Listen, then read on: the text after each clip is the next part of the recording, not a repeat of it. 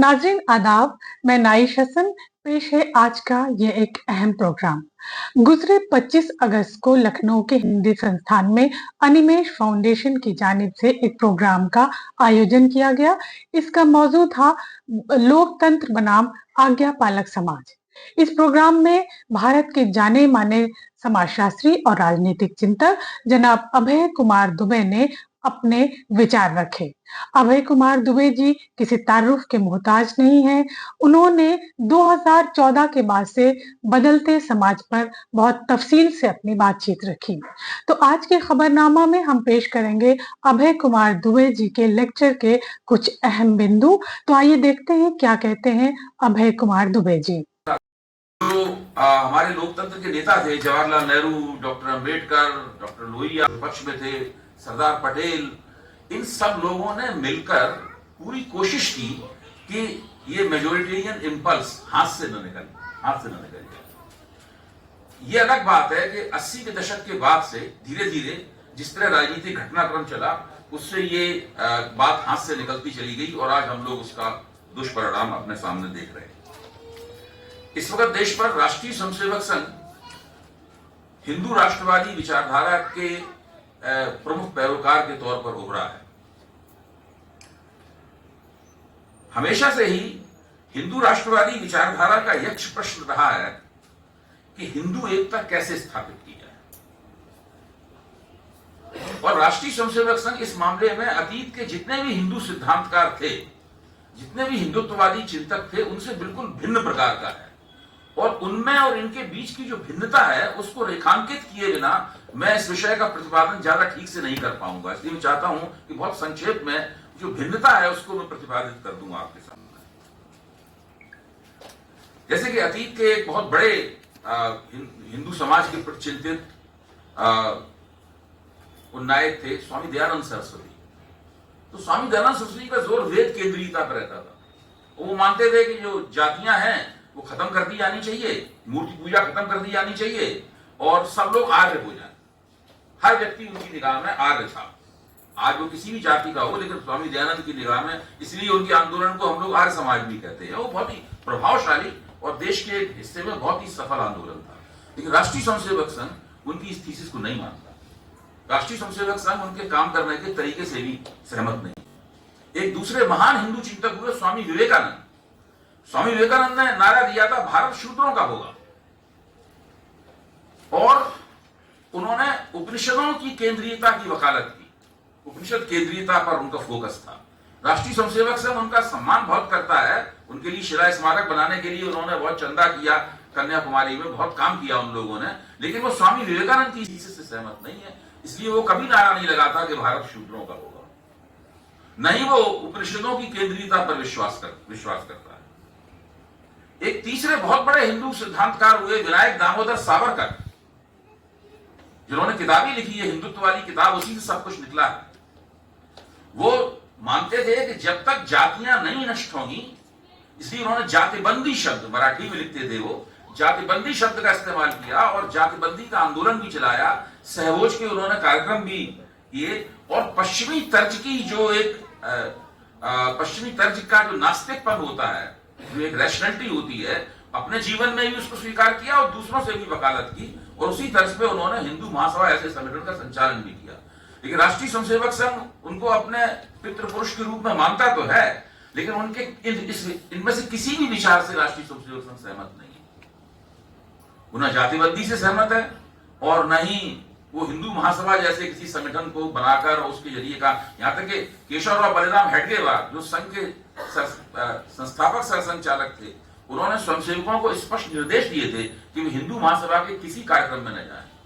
वो खुद सावरकर राष्ट्रीय स्वयंसेवक संघ के स्वयंसेवकों से बहुत चिढ़ते थे। एक बार उन्होंने कहा था ये स्वयंसेवक जो है, संघ का स्वयंसेवक पैदा होता है, शाखा में जाता है, सड़क पर पथ संचलन करता है और उसके बाद मर जाता है, बिना कुछ उपलब्ध किए हुए मर जाता है। ये सावरकर का संघ के स्वयंसेवकों के बारे में था। एक चौथे हिंदू चिंतक थे बालकृष्ण मुंजे, जिनका हेडगेवार जी के साथ बहुत व्यक्तिगत संबंध था। यहां तक कि उनके दिए हुए वजीफे से ही उन्होंने अपनी डॉक्टरी की पढ़ाई की थी हेडगेवार ने। उनका, मुंजे का मानना यह था कि हिंदुओं में जब तक जो वर्ण व्यवस्था है उसको गड़बड़ाया नहीं जाएगा, उसकी संरचना को गड़बड़ाया नहीं जाएगा, तब तक कोई हिंदू एकता नहीं हो सकती है। तो वर्ण व्यवस्था की गड़बड़ाई को गड़बड़ाने के लिए उन्होंने एक फार्मूला भी पेश किया था कि अनुलोम और प्रतिलोम विवाहों के ऊपर जोर दिया जाना चाहिए। यानी ऊंची जात का लड़का, नीची जात की लड़की, या नीची जात या ऊंची जात की लड़की, नीची जात का लड़का, इनके अंदर बड़े पैमाने पर विवाह किए जाएं, जिससे पूरा जो वर्णाश्रम वर्ण व्यवस्था है ये पूरी गड़बड़ा जाएगी। एक बार जब वर्ण व्यवस्था गड़बड़ा जाएगी और वर्णों में मिश्रण हो जाएगा, उसके बाद हिंदू एकता करना आसान होगी, ऐसा बालकृष्ण मुंजे का कहना था। लेकिन राष्ट्रीय स्वयंसेवक संघ इससे भी सहमत नहीं। राष्ट्रीय स्वयंसेवक संघ जातियों को तोड़ने, जातियों को नष्ट करने, जातियों के बीच संघर्ष करने कि किसी भी आंदोलन से सहमत नहीं है। वस्तुतः वो समाज सुधार के किसी भी आंदोलन से सहमत नहीं है। संघ कितना बड़ा संगठन है उसका, लेकिन उसने कभी भी समाज सुधार का कोई आंदोलन नहीं चलाया, कोई भी नारा नहीं दिया, वो ऐसा कोई भी काम नहीं करता है।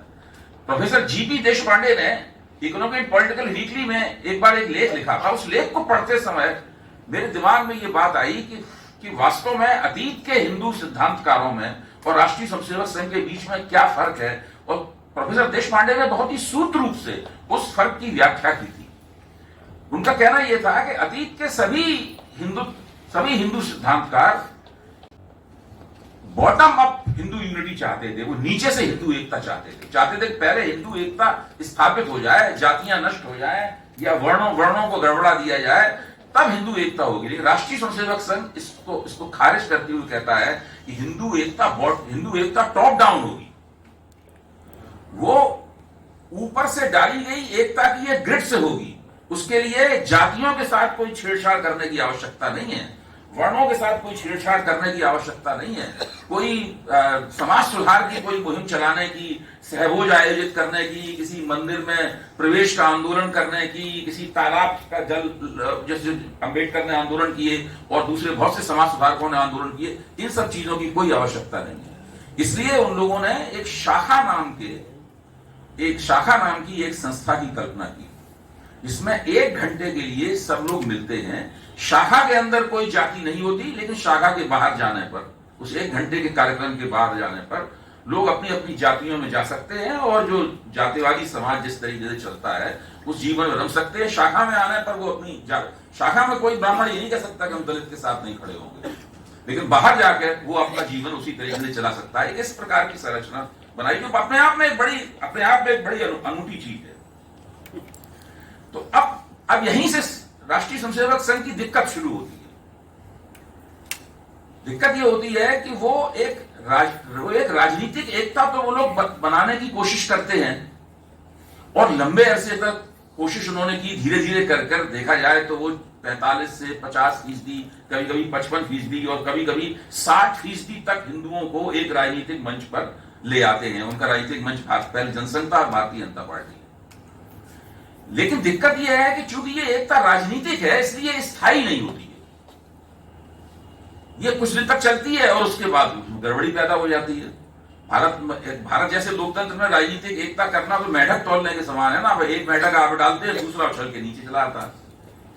तो उसके लिए उन्हें जरूरी यह है कि बस राजनीतिक एकता को सामाजिक एकता में बदलने की किसी युक्ति का आविष्कार करें।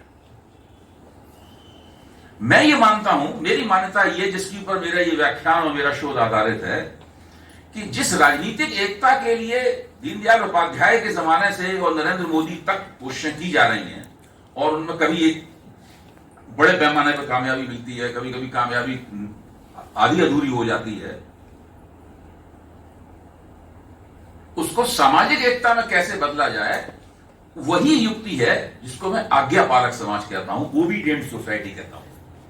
ओबीडियंट सोसाइटी के पीछे सिद्धांत यह है कि आप नागरिक के तौर पर मतदाता हैं, चुनाव हो तो आप अपना मत दे आइए, आपके मत के आधार पर सरकार चुन ली जाएगी। जब एक बार सरकार चुन ली जाएगी, उसके बाद फिर ये सब जो धरना प्रदर्शन, आंदोलन, घेराव, सरकार की आलोचना, बात बात में मीम मेज निकालना, इस सब की कोई आवश्यकता नहीं है। इनकलाब जिंदाबाद, ये सब, इन सब चीजों की कोई आवश्यकता नहीं है। अगले चुनाव का इंतजार कीजिए। नागरिक के तमाम जो कर्तव्य हैं, उन कर्तव्यों का पालन कीजिए। अगला चुनाव फिर आए, अगर आपको सरकार पसंद नहीं है तो आप सरकार को बदल दीजिए। या कुछ संशोधन कर दिए उस सरकार के अंदर। लेकिन बीच में दो चुनावों के बीच की जो राजनीति होती है वो जिस तरीके से हिंदुस्तान में की जाती रही है उस पर मुख्य तौर पर अवज्ञा की संस्कृति और प्रतिरोध की राजनीति का मुहावरा हावी रहा है। ये अवज्ञा की संस्कृति और प्रतिरोध की राजनीति आई कहां से है? ये उपनिवेशवाद विरोधी आंदोलन की देन है भाई। उसमें गांधी जी एक आंदोलन चलाते थे, उसका नाम था सविनय अवज्ञा आंदोलन। वो रेडिकल और क्रांतिकारी अवज्ञा का आंदोलन नहीं था, लेकिन सविनय अवज्ञा का आंदोलन था। राष्ट्रीय स्वयंसेवक संघ को सविनय अवज्ञा भी पसंद नहीं। वो ये कहते हैं, हाँ, वो ये कहते हैं कि ये भारतीय परंपरा नहीं है कि आप इसको अवज्ञा और प्रतिरोध की जो बात करते हैं ये भारतीय परंपरा नहीं है। और इसको भारतीय परंपरा नहीं है ये साबित करने के लिए लगातार 60 के दशक से ही आपको मुतवातिर कुछ सैद्धांतिक वक्तव्यों का एक पूरा सिलसिला दिखाई पड़ता है। मैं उन सैद्धांतिक वक्तव्यों की एक मैपिंग आपके सामने रखूंगा कि वो कैसे होता है। देखिए 60 के दशक में दीनदयाल उपाध्याय ने, जिनके 3 भाषणों को मिलाकर एक पुस्तक बनी है, इसका नाम है एकात्म मानववाद, अंग्रेजी में उसको इंटीग्रल ह्यूमनिज्म बोलते हैं। उन्होंने ये उसमें कल्पना की थी उसके अंदर कि विराट पुरुष है, विराट पुरुष के मस्तिष्क से ब्राह्मण की उत्पत्ति हुई है और वक्ष से क्षत्रियों की उत्पत्ति हुई है, जांघों से वैश्यों की उत्पत्ति हुई है और पैरों से शूद्रों की उत्पत्ति हुई है। तो वो कहते हैं इसमें कोई ऊंच नीच नहीं है, कोई इसमें हायरार्की नहीं है, इसके अंदर इसमें कोई हायरार्की नहीं है।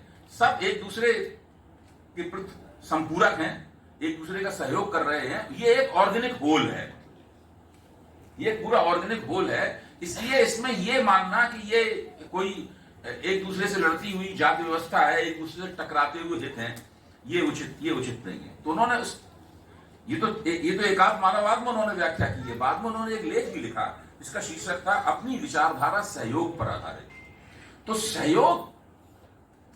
सहयोग की पूरी थीसिस, यानी पूरी कोशिश यह है कि जो सार्वजनिक जीवन में संघर्ष शब्द है ना, प्रतिरोध शब्द है, अवज्ञा शब्द है, उसकी जगह सहयोग और समरसता आ जाए। उनके जो जिसे आप कीवर्ड्स कह सकते हैं, वो कीवर्ड है सहयोग और समरसता। उसके बाद दूसरे उनके सिद्धांतकार हैं दत्तोपंत ठेंगड़ी।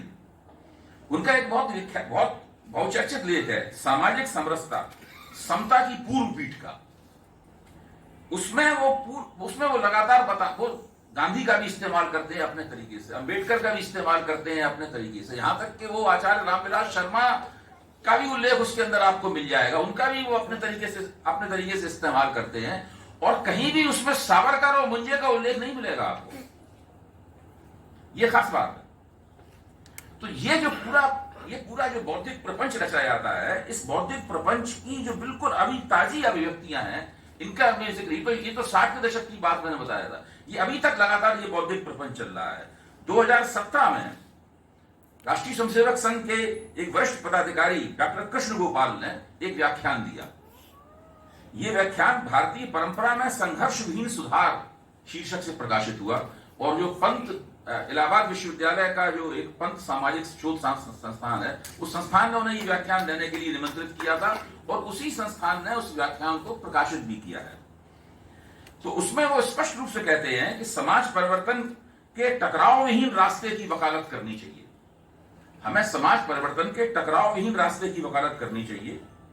इससे तमाम हिंदुत्ववादियों को यह कहने का मौका मिलता है कि वे परिवर्तनहीन जड़ समाज के पक्ष में नहीं होगा। नरेंद्र मोदी का जो हाल का भाषण है जो उन्होंने 15 अगस्त के मौके पर लाल किले की प्राचीर से दिया था, उसमें वो एक जगह कहते हैं हम समाज की मनोरचना बदलने के लिए काम कर रहे हैं। बहुत कम लोगों का ध्यान इस वाक्य के ऊपर जाता है।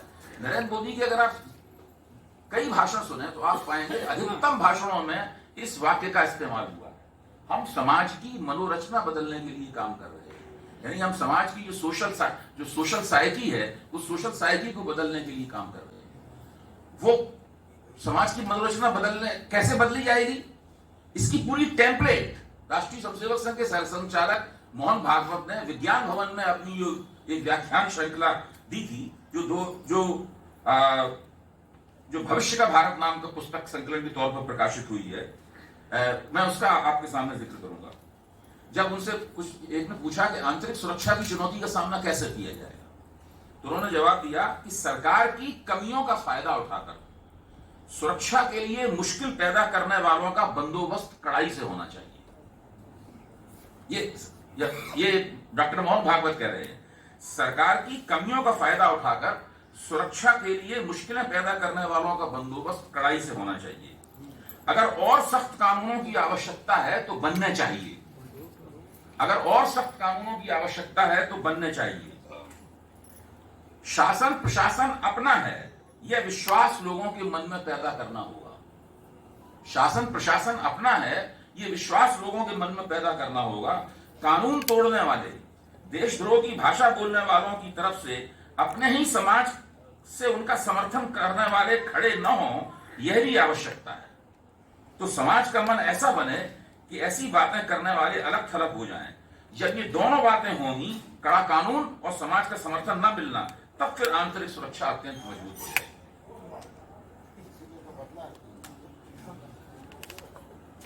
मैं ये इन सब बातों इसलिए ये बातें आपके सामने रखी कि ये दरअसल आज्ञापालक समाज बनाया जाए, उसकी क्या जरूरत है, उसका टेम्पलेट क्या होगा, उसकी संहिता क्या है और उसकी मार्ग निर्देशिका कहां बन रही है, कहां रूप ले रही है, तरह उसकी एक छोटी सी मैपिंग, उसकी एक नक्शा नवीसी मैंने आपके सामने रखी। अच्छा, अब देखिए, वो समस्याओं का समाधान नहीं कर पाते, सुशासन नहीं दे पाते, तो उनके खिलाफ समाज में एक एंटी, इसको हम लोग चुनाव शास्त्र की भाषा में एंटी इनकम्बेंसी कहते हैं, यानी सरकार विरोधी भावना कहते हैं, वो सरकार विरोधी भावना पनपनी शुरू हो जाती है। विपक्ष फिर उसका फायदा उठाकर उसके एक आंदोलन बुनता है और धीरे धीरे वो एंटी इनकम्बेंसी और भी ज्यादा प्रखर होती जाती है, और भी ज्यादा मुखर होती जाती है, और अगले चुनाव में सरकार चुनाव हार जाती है, सरकार बन जाती है। सवाल ये है कि ये जो निरंतर चलने वाली प्रक्रिया है, पहले समर्थन प्राप्त होना, फिर उसके खिलाफ नाराजगी पैदा होना, उस नाराजगी के आधार पर जन आंदोलन बनना और उन जन आंदोलनों की वजह से दोबारा सरकार का हार जाना, इस चक्र से कैसे मुक्ति पाई जाए और अपनी सत्ता को कैसे सुरक्षित स्थायित्व दिया जाए, दीर्घजीवी बनाया जाए, कैसे उसको बिल्कुल एक ऐसा ये पूरा करने के लिए ही ये सारा का सारा काम हो रहा है। अब है क्या कि भारत में चूंकि उपनिवेशवाद विरोधी आंदोलन में गांधी जी ने जो सबने अवज्ञा का आंदोलन चलाया और दूसरे विचारधारा के लोगों ने भी आंदोलन चलाया, उसकी वजह से हमारे देश में एक इस तरह की राजनीतिक संस्कृति का निर्माण हुआ जिसमें लगातार समाज का एक बड़ा सचेत हिस्सा समाज के सरकारीकरण का विरोध करता रहता है। सरकार ही जो कह रही है वो सब चीज ठीक है, सरकार कह रही है वो ही उचित है, केवल उसका विरोध लगातार करते रहते हैं। ऐसे बुद्धिजीवी हैं, ऐसे राजनेता हैं, ऐसे संगठन हैं, सब हैं। और मैं एक बार और स्पष्ट कर दूं, ये केवल मेरा कहना मौजूदा सरकार के प्रति नहीं है, ये इनका नियोजन और तरीका अलग है। लेकिन जब हिंदुस्तान आजाद हुआ था तो जो पहला वर्ष था, यानी 15 अगस्त 1947 में जब सरकार बनी, जवाहरलाल नेहरू ने प्रधानमंत्री पद की शपथ ली, उससे लेकर 15 अगस्त 1948 तक का जो एक वर्ष था, उस एक वर्ष का अध्ययन शालिनी शर्मा ने किया है और वो उनका एक बहुत ही अच्छा दिलचस्प शोध है। इसका शीर्षक है ये आजादी झूठी है, shaping of the opposition in the first year of the Congress raj. तो जैसे ये सब लोग गृह मंत्री, प्रधानमंत्री, विदेश मंत्री, ये सब लोग बने, कानून मंत्री सब बने, तो इन लोगों ने चौंक के देखा कि इनके खिलाफ तो आंदोलन हो रहे हैं, जुलूस निकल रहा है, जुलूस में नारा लग रहा है कि ये आजादी झूठी है। आप देखिए 15 अगस्त जब शपथ समारोह हो रहा तो उसी वक्त ये जुलूस भी निकल रहा था, ये आजादी झूठी का।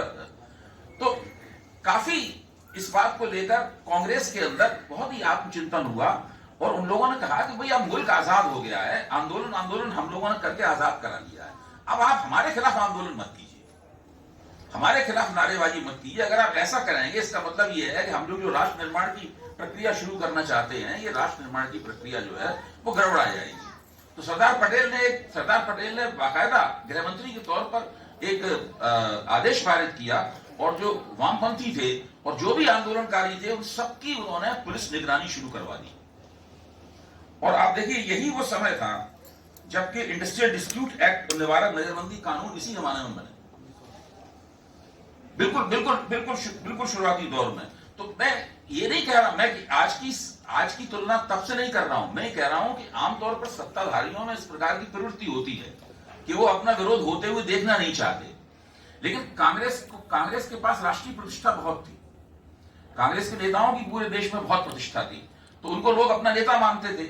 और कांग्रेस का जो विस्तार था उसके प्रभाव का, वो बहुत ही अभूतपूर्व था। इसको प्रोफेसर रजनी कोठारी ने एक डोमिनेंट पार्टी सिस्टम की संज्ञा दी है, जिसको प्रोफेसर योगेश अगर हिंदी में बड़े सुंदर तरीके से कहते थे, एक दल महाप्रबल। तो कांग्रेस की स्थिति यह थी कि जो विपक्ष की गतिविधियां थी उसका बैरोमीटर भी कांग्रेस के अंदर की गुटबाजी हुआ करती थी। आप इससे अंदाजा लगाइए, मतलब विपक्ष कांग्रेस से जीत ही नहीं सकती, इतनी शक्तिशाली पार्टी थी, देश के कोने कोने में उसके पास कार्यकर्ता थे, शक्तियां थी, तो वो उसके खिलाफ एंटी इनकम्बेंसी बन नहीं पाती थी।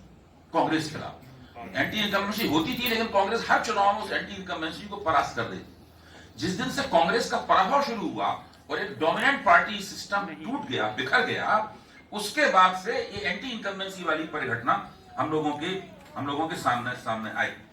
तो जब पहली बार भारतीय जनता पार्टी को पूर्ण बहुमत प्राप्त हुआ 2014 में, तो नरेंद्र मोदी और दूसरे लोग इस बात को जानते थे कि ये जो अवज्ञा और प्रतिरोध की संस्कृति है, ये हमें तंग करेगी।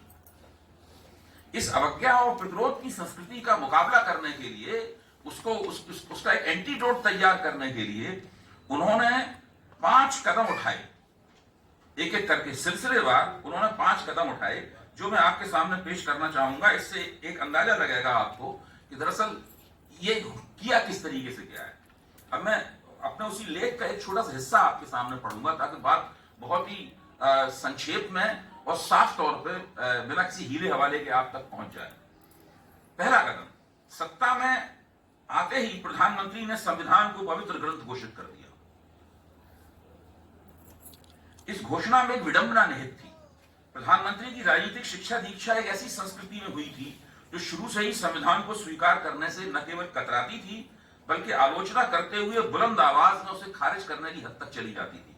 आपको ध्यान होगा कि जब संविधान पारित हुआ था 1950 में, तो ऑर्गेनाइजर ने एक संपादकीय लिखा था, जिसमें स्पष्ट रूप से कहा गया था कि हमारे पास जिस संविधान में जो संविधान मनुस्मृति से प्रेरित नहीं है, वो हमारे किसी काम का नहीं। लेकिन अब वो बात पूरी तरीके से बदल चुकी है। नरेंद्र मोदी ने जैसे ही शपथ ली, उन्होंने संविधान को पवित्र पुस्तक घोषित किया और कहा कि सबसे बड़ा धर्म ग्रंथ यही है। मोदी से पहले भाजपा के पहले प्रधानमंत्री अटल बिहारी वाजपेयी ने संविधान की समीक्षा करने हेतु एक आयोग तक बना डाला था।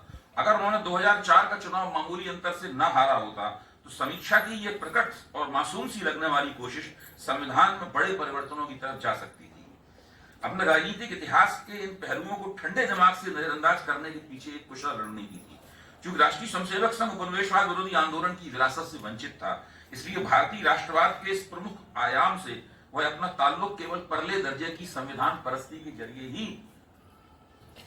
जोड़ सकता था। इसी कारण से मोदी सरकार ने संविधान के साथ अपने संबंधों को उत्तरोत्तर प्रगाढ़ करने का निर्णय लिया, व्यवस्थित उद्यम किया। अक्टूबर 2015 में सरकार ने 26 नवंबर को संविधान दिवस मनाने का फैसला किया। इससे पहले किसी सरकार ने ऐसा नहीं किया था। 1949 के इसी दिन संविधान सभा ने संविधान के अंतिम मसौदे पर अपनी मोहर लगाई थी।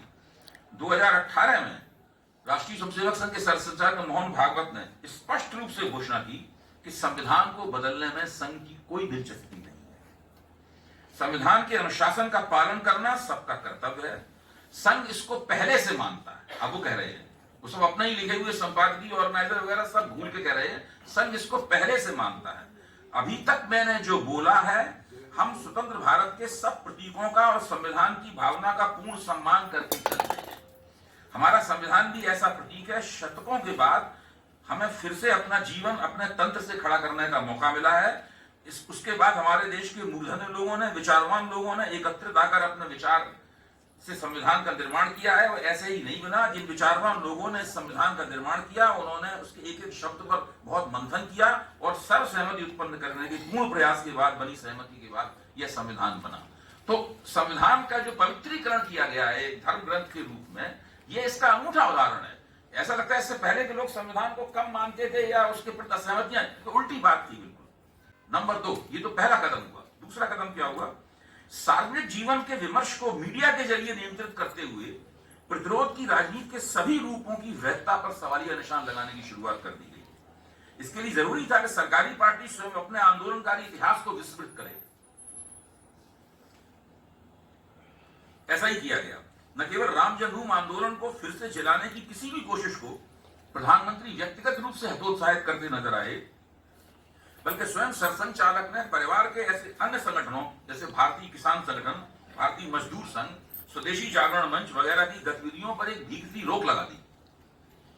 जो ये सारे संगठन अटल बिहारी सरकार के जमाने में सरकारी नीतियों की आलोचना और सांकेतिक किस्म के आंदोलनकारी कार्यक्रम चलाते थे, लेकिन एक एम्बार्गो लगा दिया गया मोहन भागवत द्वारा कि 1.5 वर्ष तक आप मोदी सरकार के खिलाफ कुछ नहीं बोले। वो 1.5 वर्ष कभी खत्म नहीं हुआ। अब 10 साल बाद बोल रहे हैं वो लोग बहुत सारी बातों पर, लेकिन वो 10 साल तक वो 1.5 वर्ष चलता, 1.5 वर्ष जारी रहा। अपने भीतर से उठ सकने वाले विरोध को ठंडा करवाने के बाद सरकार और उसके समर्थक उत्साह से संसदीय विपक्ष की राजनीतिक पहलकदमियों से लेकर नागरिक समाज की गैर पार्टी शक्तियों के कार्यक्रमों को देश हित के प्रतिकूल बनाने में जुट गए। एनआईटीआई आयोग, जिसे हम लोग गलती से नीति आयोग कहते हैं, उसका नीति से कोई संबंध नहीं, वो एक थिंक टैंक है। एनआईटीआई आयोग के सीईओ अमिताभ कांत ने बयान दिया कि भारत में लोकतंत्र कुछ ज्यादा ही है। अफसोस व्यक्त करते हुए अमिताभ कांत ने कहा कि भारत में लोकतंत्र कुछ ज्यादा ही है। इसके बाद मीडिया नियंत्रण की एक अनौपचारिक योजना बनाई गई, एक ग्रुप ऑफ मिनिस्टर बनाया गया। इसने 97 पृष्ठ का एक दस्तावेज तैयार किया कि किस तरीके से, और वरिष्ठ मंत्रियों ने 14 जून से 9 जुलाई 2021 तक 6 बैठकें हुई। इन 6 बैठकों में 97 पृष्ठ का एक दस्तावेज निकला। इंडियन एक्सप्रेस में दस्तावेज के बारे में विस्तार से प्रकाशित हुआ था, जहां मैंने इसे पढ़ा, और उस दस्तावेज के जरिए उन्होंने ये एक संहिता पेश की, एक ऐसा प्रोटोकॉल पेश किया कि किस तरीके से मीडिया को ये समझाया जाए कि वो नकारात्मक खबरें प्रकाशित न करे। नो नेगेटिव न्यूज, केवल एक खुशनुमा कहानी सुनाई जाए सबको। लगातार विकास हो रहा है, समाज उत्तरोत्तर महानता की तरफ बढ़ रहा है, देश विश्वगुरु बनने की तरफ जा रहा है, लगातार सबको एक भारत अंतर्राष्ट्रीय स्तर पर बहुत ही शक्तिशाली होता जा रहा है।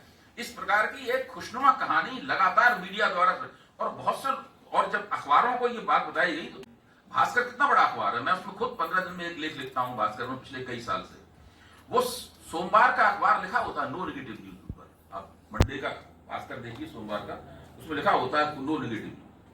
तो बिल्कुल इस चीज को सब लोगों ने आत्मसात किया, और मीडिया का बहुत बड़ा स्पेस जो कैप्चर किया गया, उसमें इस 97 पेज के दस्तावेज का बहुत महत्वपूर्ण योगदान था।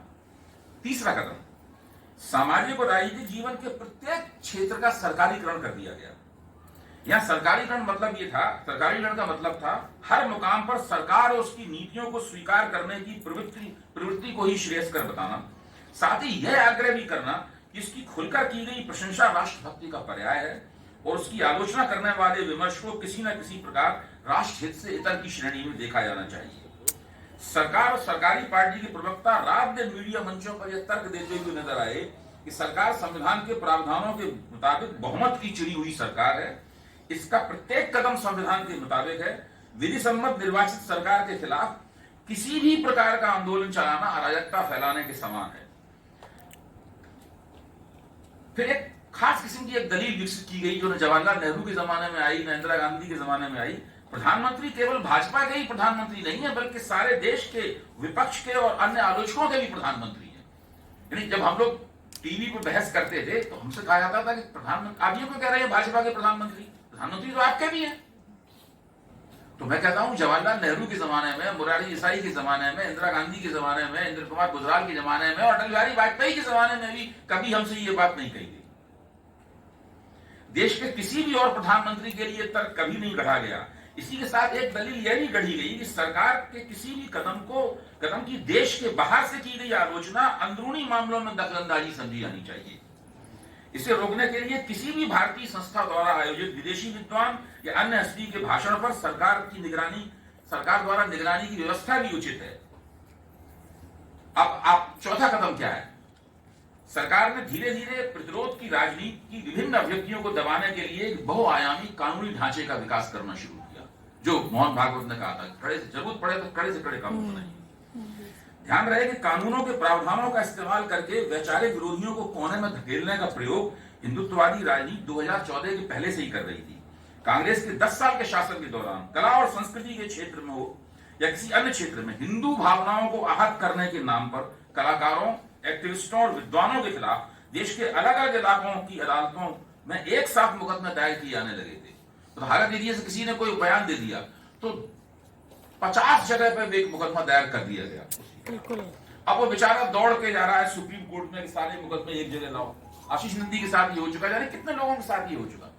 तो जब उनसे टीवी पूछा जाता था कि आप लोगों को हैरेस करने के लिए, तंग करने के लिए ऐसा कर रहे हैं, नहीं, हम तो संविधान और कानून का सहारा ले रहे हैं, हम कोई गलत काम नहीं कर रहे हैं, हम तो अदालत में जा रहे हैं, आप भी अदालत में रहिए, आ जाइए अदालत में। अब वो तो एक संस्था है, उनका काम यही है, एक व्यक्ति के खिलाफ उन्होंने मुकदमा दायर कर दिया है, अब 20 थानों में FIR दर्ज कर दी गई। आप सोचिए, अगर किसी व्यक्ति के खिलाफ पता चला कि दक्षिण भारत कश्मीर से कन्याकुमारी तक 40 जगह आपके खिलाफ FIR दर्ज हो गई है एक मामले में, तो शाम के समय भूख लगना बंद हो जाएगी आपको। तो ये इस तरह के हथकंडेबाजी जम के ही गई। उसके बाद बजरंग दलियों द्वारा जगह जगह जो कला दीर्घाएं थी उन पर आक्रमण किए गए, सेमिनारों के ऊपर आक्रमण किए गए, जगह जगह तोड़फोड़ की गई। ऐसा करने वालों से जब पूछा जाता था कि वे इस तरह से आवाज दबाने का काम क्यों कर रहे हैं, तो उनका जवाब होता था कि अपनी धार्मिक और सांस्कृतिक रक्षा के लिए कानून की मदद लेना उनका अधिकार है। अच्छा, सत्ता में आने के बाद हिंदुत्ववादियों ने इस प्रौद्योगिकी का और भी ज्यादा विकास किया। मुकदमे दायर करने के अलावा वैचारिक विरोधियों को तंग करने के लिए पुलिस में देशद्रोह के आरोप के तहत रपट दर्ज कराने का सिलसिला शुरू हुआ। क्योंकि ज्यादातर जगहों पर भाजपा ही सत्ता में थी, इसलिए पुलिस वाले तत्परता से रपटे लिखने लगे। महज एक ट्वीट है, एक पोस्ट पर देशद्रोह का इल्जाम लगने लगा। इसके अतिरिक्त जिन पहलुओं पर सीधे सीधे कानून बनाया जा सकता है या संशोधन की जरिए स्थिति बदली जा सकती है, वहां भाजपा की सरकारें विधायी रास्ते का सहारा लेती हैं। जैसे 3 तलाक हो, कश्मीर में धारा 370 हटाकर 35A को हटाना, लव जिहाद के खिलाफ कानून बनाना। जहां ऐसा तुरंत नहीं हो सकता, वहां हिंदुत्व की कानूनी टीमें अदालतों में याचिका डालकर लिटमस टेस्ट करती हैं। आप दिल्ली हाई कोर्ट में जाइए, सुप्रीम कोर्ट में जाइए, वहां पर कम से कम 50-60 इस तरह के वकील मिलेंगे जो पिछले 10 साल से मुतवातिर तरह तरह की याचिकाएं लिख के डाल रहे हैं। सुप्रीम कोर्ट उनमें ज्यादातर याचिकाएं खारिज कर देता है, लेकिन फिर भी 1-2 याचिकाओं में विचार हो ही जाता है। वो लगातार यही काम करते हैं, उनको कोई काम नहीं है, उनकी कोई वकालत नहीं चलती है, न किसी कोई मुकदमा नहीं लेते, बस सुबह से शाम तक किसी के खिलाफ कोई याचिका लिखते हैं और डालते हैं। और उन सब लोगों के भाजपा और राष्ट्रीय स्वयंसेवक संघ से गहरे संबंध है। एक पूरी मशीन की तरह वो लोग याचिकाएं लिखते हैं और लगातार दायर करते रहते हैं याचिकाओं को। अच्छा, अब सोशल मीडिया और OTT प्लेटफॉर्मों पर नियंत्रण के लिए सरकार जो कोशिश कर रही है वो इस बात का प्रमाण है। इसी तरह अल्पसंख्यक अधिकारों को लेकर की जाने वाली प्रतिरोध की राजनीति को पटरी से उतारने की कानूनी कोशिश भी की जा रही है। इसके तहत तर्क बहुत दिलचस्प दिया गया है कि देश के 9 राज्यों में हिंदू अल्पसंख्यक हैं। वो कह रहे हैं देश के जो 9 राज्य ऐसे हैं उसमें हिंदू अल्पसंख्यक हैं, इसलिए उनको अल्पसंख्यक अधिकार मिलने चाहिए, अल्पसंख्यकों को अधिकार मिलने चाहिए। यानी जो दूसरी जगह अल्पसंख्यकों को अधिकार मिलते हैं, 9 राज्यों में हिंदुओं को वो अधिकार प्राप्त होने चाहिए। अब ये अभी तक हुआ नहीं है, अदालत ने इस पर कोई फैसला नहीं दिया, लेकिन इसकी बाकायदा कानूनी कोशिशें जारी हैं। अब एक इस पूरे जो मैपिंग मैंने आपके सामने की है, एक 5वां कदम और उठाया गया। वो 80 के दशक में और सारी दुनिया में नशे की तिजारत के खिलाफ एक मुहिम चल रही थी।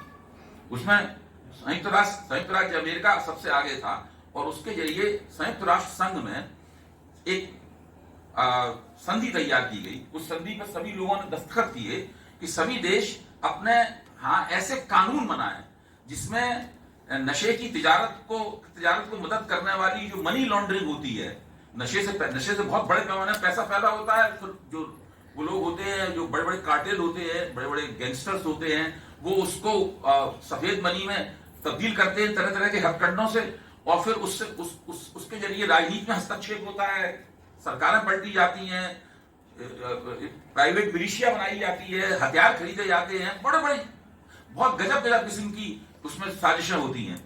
तो उसको रोकने के लिए हर देश में एक कानून, भारत सरकार ने भी उसकी पर दस्तखत किए। ये बात है शायद 1988 की। इसी दौरान PMLA कानून अस्तित्व में आया, prevention of money laundering act अस्तित्व में आया। इसकी एक धारा 45 थी। धारा 45 के मुताबिक अगर किसी व्यक्ति के खिलाफ पीएमएलए कानून के तहत एफआईआर दर्ज होती है, मुकदमा दर्ज होता है, तो उस व्यक्ति की जिम्मेदारी है कि वो अपने आप को निर्दोष साबित करे। जब तक वो निर्दोष साबित नहीं करेगा तब तक उसको जमानत नहीं प्राप्त होगी। सुप्रीम कोर्ट में इस धारा के खिलाफ बहस की गई, सुप्रीम कोर्ट ने इस धारा को गैर संवैधानिक बताकर खारिज कर दिया। लेकिन मोदी सरकार ने भांप लिया कि इस धारा का हम क्या इस्तेमाल कर सकते हैं, और वो मनी बिल के रास्ते से, यानी इसको मैं चोर दरवाजा कहता हूं संसद में, मनी बिल के रास्ते से इस धारा को लाई और इस धारा को और भी ज्यादा कड़ा और काले कानून में उन्होंने बदल दिया। उसके बाद में नशे की तिजारत करने वालों को या ड्रग कार्टेल चलाने वालों के खिलाफ तो इसका इस्तेमाल कहीं हुआ हो, मुझे तो कम से कम उसका उदाहरण नहीं पता है, लेकिन विपक्ष के खिलाफ इसका नियमित रूप से इस्तेमाल शुरू हो गया। विपक्षी नेताओं को इसमें पकड़ के जेल में डाला लगा, सालों साल उनको 6 महीने, 7 महीने, साल भर, 1.5 साल उनका जेल में रहना आम बात हो गई।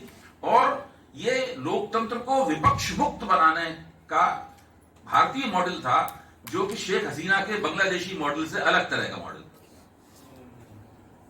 यहां पर अलग तरह का मॉडल था, वहां अलग तरह का मॉडल। तो ये जो पूरी प्रक्रिया है ना, मतलब ये इस तरीके से अब इसमें मैं आखिर में अपने वक्तव्य के अंत में एक नई बात जो अभी कुछ दिन पहले ही मेरी समझ में आई है, वो मैं अपनी थीसिस के अंदर जोड़ने की कोशिश कर रहा हूं। 2017 में भारतीय जनता पार्टी ने उत्तर प्रदेश में एक बहुत जबरदस्त चुनाव जीता, और जितनी सीटें भारतीय जनता पार्टी को मिली, भारतीय जनता पार्टी को भी यकीन नहीं था कि उत्तर प्रदेश में इतनी सीटें उन्हें प्राप्त होंगी। जब भारतीय जनता पार्टी कौन मुख्यमंत्री बनाया जाए इसके ऊपर विचार कर रही थी, तब जो एलिमिनेशन का प्रोसेस होता है उसके जरिए धीरे धीरे एक नाम उभरा, जो आज उत्तर प्रदेश के मुख्यमंत्री हैं, योगी आदित्यनाथ का नाम उभरा। हालांकि उनके नेतृत्व में चुनाव नहीं लड़ा गया था, उन्हें मुख्यमंत्री का चेहरे के तौर पर भी पेश नहीं किया गया था उन्हें, लेकिन उन्हें मुख्यमंत्री बना दिया गया। तो पहली बार भारत के इतिहास में हुआ कि एक ऐसा व्यक्ति जो कि महंत है एक मठ का, वो राजनीतिक प्रमुख बनाया गया। यानी जो गेरुआ वस्त्रधारी महंत है, जो पुरोहित का काम करते हैं और एक धार्मिक संगठन के मुखिया हैं, आप उनको एक धार्मिक मुखिया भी कह सकते हैं, उनको राजनीतिक मुखिया भी बनाया गया। अब आप सोचिए ये बात दुनिया के इतिहास में पहले कहां हुई थी? ये खिलाफत है। खिलाफत यानी जो खलीफा का राज्य होता है। खलीफा का राज्य क्या होता है? जो व्यक्ति धार्मिक मुखिया भी है और साथ में राजनीतिक मुखिया भी है, रिलीजियस हेड भी है और पॉलिटिकल हेड भी है। ऐसा ही व्यक्ति खलीफा कहलाता है। ये इस्लामिक जो राज्य सिस्टम है, इस्लामिक स्टेट सिस्टम है, इस्लामिक स्टेट सिस्टम की एक स्टेट सिस्टम का एक बहुत स्थापित रूप है। जो ओटोमन एम्पायर, उस्मानी साम्राज्य जिसको बोलते हैं, वो खलीफाओं का साम्राज्य था। जब उनको मुख्यमंत्री बनाया गया, और केवल उत्तर प्रदेश तक उन्हें सीमित नहीं रखा गया, उनको पूरे देश में हर चुनाव में, चाहे दक्षिण भारत में चुनाव हो रहा हो, चाहे पश्चिम भारत में चुनाव हो रहा हो, वहां भी हर जगह स्टार प्रचारक के तौर पर भेजा गया। और तब फिर मुझे लगा कि ये कोई एक प्रयोग करने की कोशिश की जा रही है।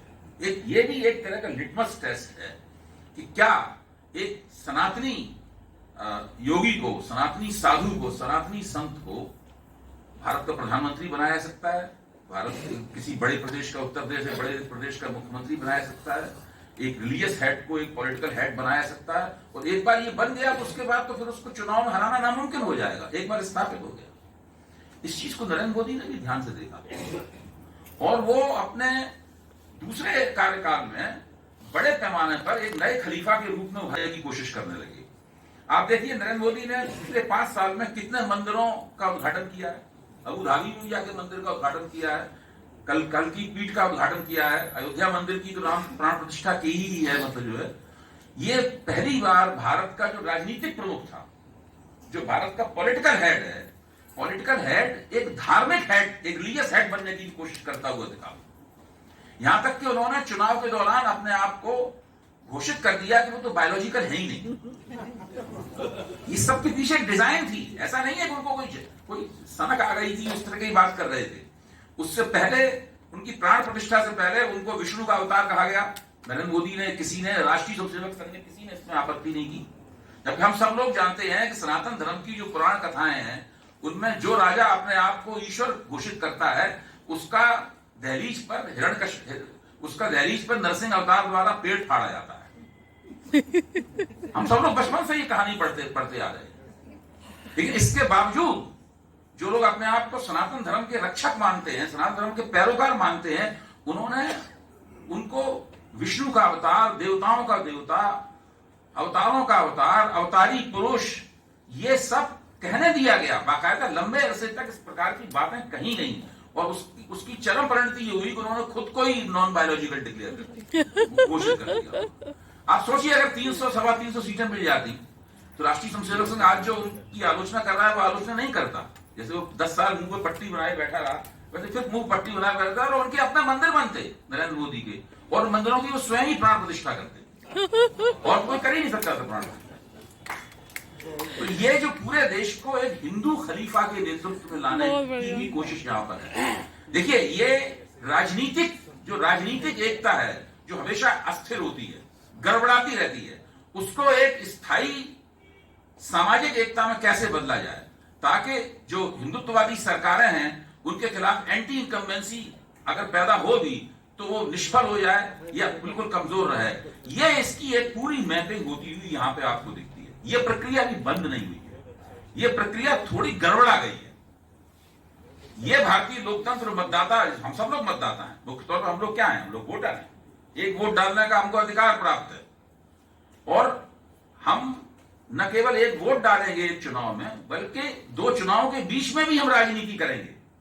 ये हमारा संविधान सम्मत अधिकार है और उस राजनीति के तहत हम आलोचनाएं करेंगे, हर चीज को अपनी दृष्टि से देखेंगे। हमारी दृष्टि आपको पसंद नहीं है, कोई बात नहीं, यहाँ बहुत से लोग बैठे, हो सकता है मेरी बहुत से लोगों को या तो पूरी बातें ना पसंद आ सकती हैं, उसका एक हिस्सा ना पसंद आ सकता है, इससे कोई फर्क नहीं पड़ता। हमें चर्चा करने के लिए, बहस करने के लिए हमें हमेशा तैयार रहना चाहिए, क्योंकि यही लोकतंत्र का सार तत्व है। और इस सार तत्व को बदलने के लिए कि 2 चुनावों के बीच में प्रतिरोध और अवज्ञा की राजनीति ना हो, यही पूरी कोशिश, यही पूरा प्रपंच आपके सामने, हमारे सामने घटित हो रहा है। उसकी सैद्धांतिक जो आधार भूमि क्या है उसके ऊपर मैंने थोड़ा प्रकाश डालने की कोशिश की है। व्यवहारिक रूप से उसको किस तरह से 5 हिस्सों में किया जा रहा है उस पर मैंने प्रकाश डालने की कोशिश हो रही है। और ये 6वां प्रकरण है जिसमें एक हिंदू खलीफा की कल्पना की जा रही है।